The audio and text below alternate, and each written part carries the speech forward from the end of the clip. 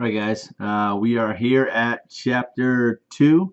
This is kind of one of the unique chapters in that we touch on it briefly, but don't spend a ton of time covering what I would call the macro level of HR. So we'll talk about that in just a minute. First, human resource strategy and planning. I've said this before. Say it again. You cannot serve a business until you learn a business. That is its language, its politics, its history, its marketplace, competitors, suppliers, customers, everything, its culture. There's a formal organization which you can find on a website. This is who's in charge. But there's also an informal organization which you can't find without actually being there, and that's how things actually get done. So important to take time to learn that. Again, a reminder, HR is a support business function. It's not the center of the universe. It exists to make the business better.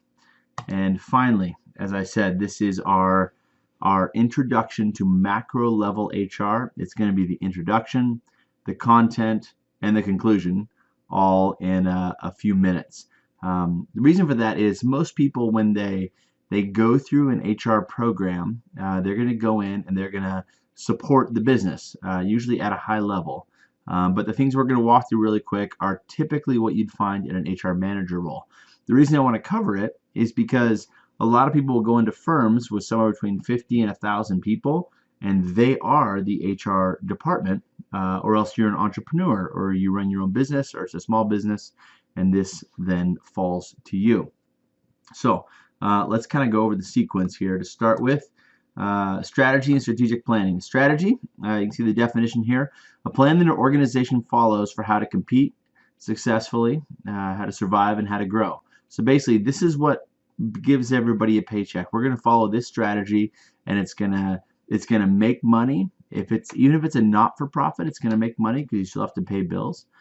Strategic planning is the process by which that strategy is derived.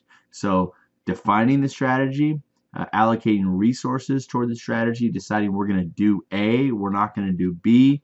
That is strategic planning. Once you have a strategy down, which stems from the organizational mission, then you can begin to align your HR function beside that. So the mission, the core reason for the existence of the organization, what makes it unique. That is, what do you do? Like why are we here? You can't say our mission is to make money. You have to answer that question with, this is how. We're going to make money by doing what specifically. That's the organizational mission.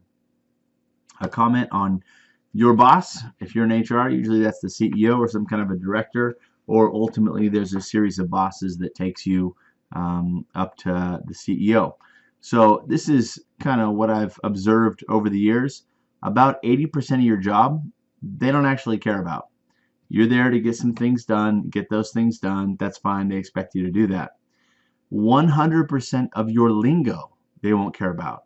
If you're an HR person and you say, we haven't covered this yet, but if you say the Family Medical Leave Act or the Civil Rights Act or an HR scorecard or the HR database or an onboarding system, they don't care. They don't know. They don't care. Usually CEOs, especially entrepreneurial CEOs, think Steve Jobs, Bill Gates, people like that who have built a company, they got there kind of by making good decisions, a little bit of luck, maybe a lot of luck, and trusting their gut, not just the people around them. So in order to actually change anything, in order to get what you want done, you have to learn the language that they care about. You have to use the metrics that they care about. If you have a CEO that's talking about product development over and over and over, like we have to do this, innovation, invention, product development, then those are the things that you begin to talk about. And what that does is that basically allows you to earn the right to be heard, so you can actually make some of the changes that you think need to happen. I've seen it multiple times. Someone goes into a company, they say, oh, you guys are doing this all wrong. Here's what you need to do.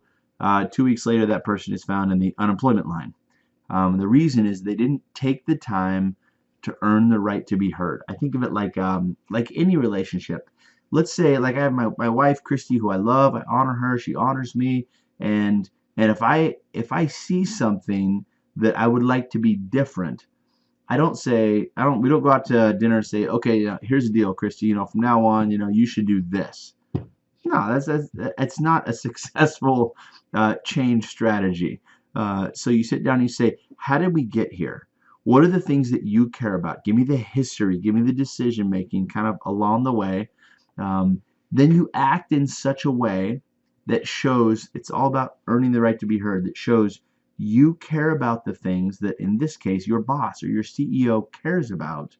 And then once that credibility is established, then you have a little bit more free reign. So I see this a lot with people who, and you can see the problem clearly. It's not an intelligence issue. Like, you see the problem clearly, but it's about execution. It's about earning credibility. So having said that, let's walk through some things here. Human resource planning. This is really your bread and butter in HR.